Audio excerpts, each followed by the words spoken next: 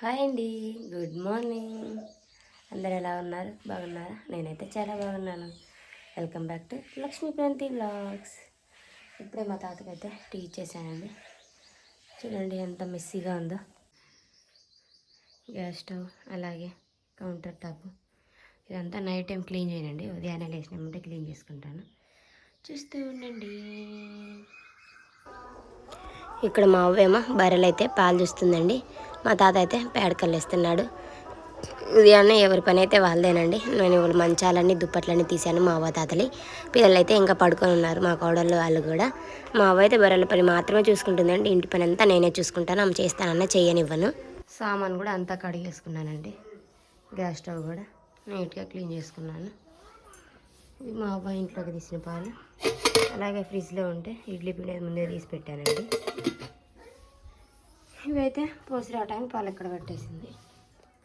కొంచెం నీళ్ళు అయిపోయినట్టునే పోసుకోవాలి. చూస్తూ ఉండండి.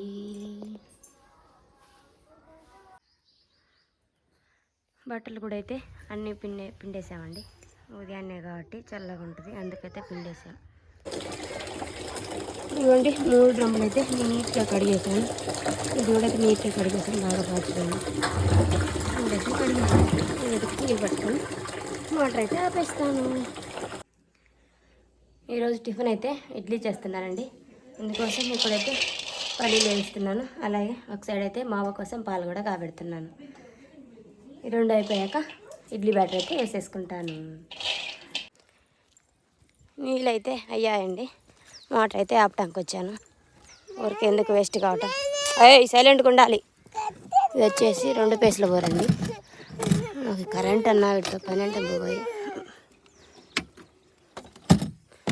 అయిపోయింది.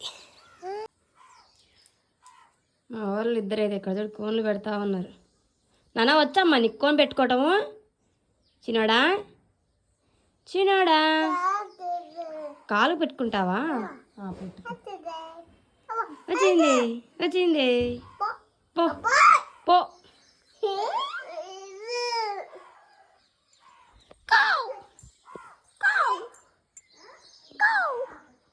పల్లెటూరి ప్రశాంతత వేరు కదండి. ఇంటి ముందు 2 చెట్లు, బర్రెదూడలు, ప్రశాంతమైన వాతావరణం కదా.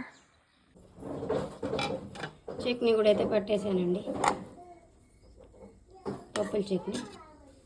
అలాగే ఇడ్లీ కూడా పెట్టేశాను.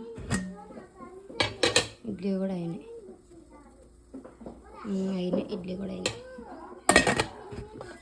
ఆఫ్ చేసుకొని ఒక పావు గంట అవుతే బాగా లేసేస్తాయి, లేదంటే పిండి పిండిగా వస్తాయి.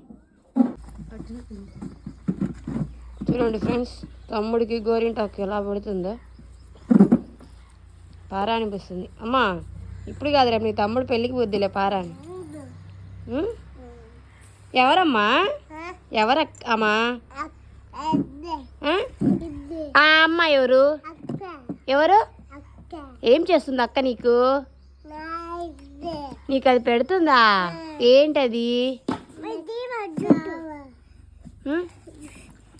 చూడండి, ఇక్కడంతా పూసింది, ఇక్కడంతా. చేతి చెప్పి ఏది ఏదో చేయికి పెట్టింది. ఎవరు పెట్టారు? అక్క పెట్టిందా? అక్కకు ఉమ్మా పెట్టు, ఉమ్మా పెట్టు, అక్కకు ముద్దు పెట్టు.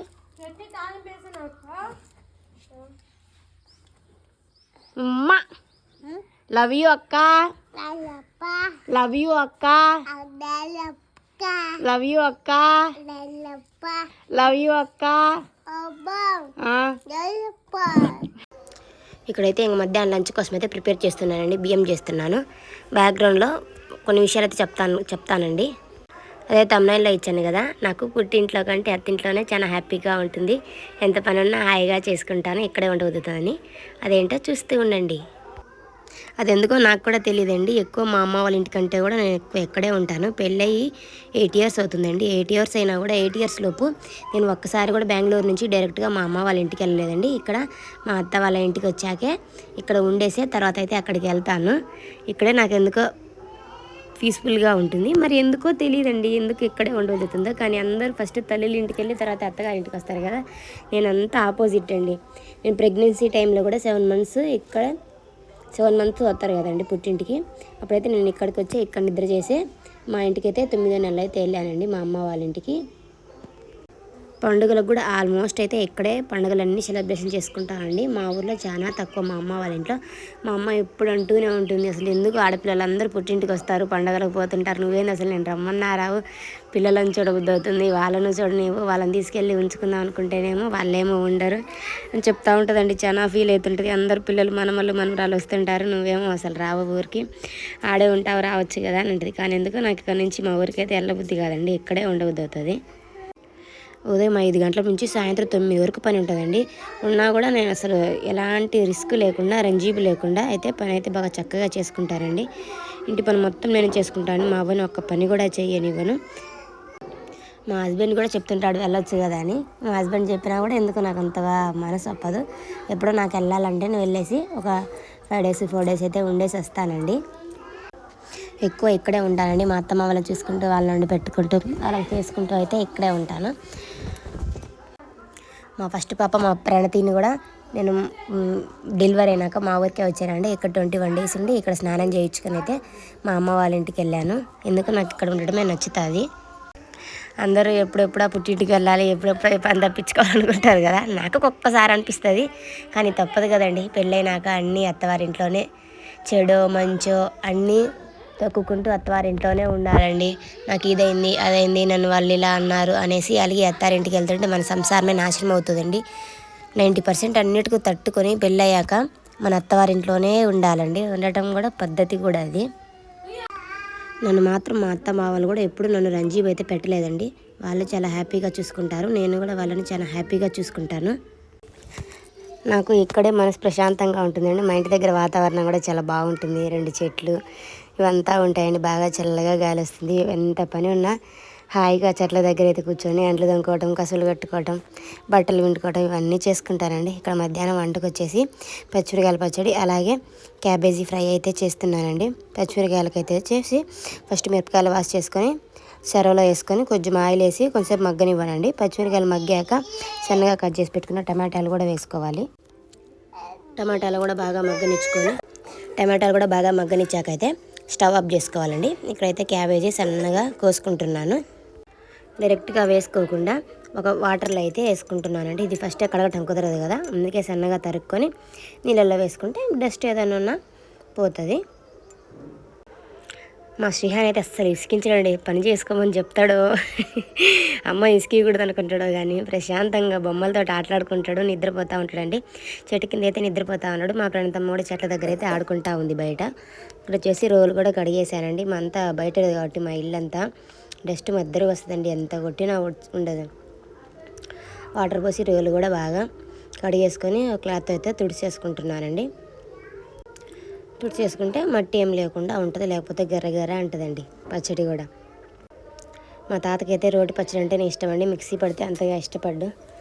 నేను కూడా ఆయనకి ఇష్టమైన ప్రకారమే చేస్తున్నాను. ఇక్కడైతే ఫస్ట్ అయితే పచ్చిమిరకాయల పచ్చడిలోకి ఫస్ట్ ఉల్లిపాయలు అలాగే తెల్లవాయలు అయితే వేసుకొని ఉప్పు వేసుకొని అయితే కచ్చపచ్చగా దంచుకోవాలండి. మరీ మెత్తగా దంచుకున్న అంత టేస్ట్ ఉండదండి. కచ్చపచ్చగా దంచుకొని అందులోనే ఫస్ట్ అయితే టమాటాలు, మిరపకాయలు మగ్గించి పెట్టుకున్నాం కదండి, అవి చల్లారాక అవి కూడా వేసుకొని బాగా మిక్స్ చేసుకోవాలండి. ఇప్పుడే ఉప్పు సరిపోకుంటే కల్లుప్పు కొంచెం వేసుకోండి. రోటి దగ్గర ఉంది కదండి, అది వచ్చేసి ముడిచింతకు, అది వేయటం వల్ల కొంచెం అయితే కారం తగ్గుద్దండి మిరపకాయలను బట్టి. ముడిచింతకు మా ఇక్కడ ఊర్లో చేసుకుంటారండి ప్రతి ఇయర్ సమ్మర్లో. పచ్చి చింతకాయలు ఉంటాయి కదండి, పచ్చి చింతకాయలతో అయితే ముడిచింతకు చేస్తారండి. పచ్చళ్ళు వేసుకున్న టేస్ట్ కూడా బాగుంటుంది, కారం కూడా చాలా తగ్గుతుందండి. ఇలా రోకలతో దంచడం వల్ల కూడా మనకి ఎక్సర్సైజ్ లాగా కూడా ఉంటుంది కదండి. వంట అయితే అయిపోయిందండి. ఇదిగో స్టాండ్ తీసుకొని వచ్చేసాను. ఉదయం సామాను అలాగే ఇప్పుడు వంట చేసేగా వచ్చిన సామాను అయితే ఇవ్వండి ఫ్రెండ్స్, ఎన్ని సామాను ఉన్నాయో, చాలా ఉన్నాయి అబ్బా. ఇడ్లీ అంటేనే అసలు చాలా పెద్ద పని. ఈ చెట్టు కిందే కాబట్టి చల్లగా అయితే కూర్చొని తోమచ్చండి. ఇవి ఇన్ని అంట్లయితే సింక్లో తోమాలంటే అమ్మో కాళ్ళ నొప్పులు అసలు. ఇది 2వ రౌండ్ అంట్లు తోమటం. ఇంకా పనులన్నీ అయిపోయాకైతే కాసేపు అయితే టీవీ దగ్గర కూర్చున్నామండి. మా పెళ్లి వీడియో ఉంటే చూస్తూ ఉన్నాను. అది ఎప్పటిదో కదండి, అది కనుక్కున్న వాళ్ళంతా నా ఫ్రెండ్సేనండి. మా ఫ్రెండ్స్ అంతా వచ్చారు. వీడియో నచ్చితే సబ్స్క్రైబ్, టేక్ కేర్, బై.